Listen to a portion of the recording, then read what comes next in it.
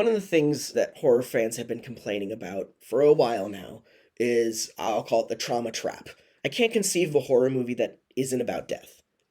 So that makes the theme of grief sort of unavoidable. Like, it's just inherent in the plot of horror films, and often the survivor characters in horror films. So there's been a lot of complaint in the past 10 years of horror films where the theme of the movie is about trauma rather than depicting it, or rather than trauma being simply an element of the movie. So again, we're really splitting hairs here because I feel like the frustration actually is more about the conversation focusing on trauma, as well as the lack of subtlety of some films.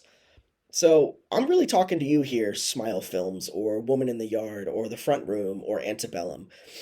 And as with horror, the believability and suspense boils down to the performances, which can actually really make or break this common trope effectively. That said, we are dealing with these elements of trauma in this movie, but I feel like they bring in these elements of good characterization, they don't weigh on it too heavily, and they don't exploit it, so that it feels far more natural and it feels earned.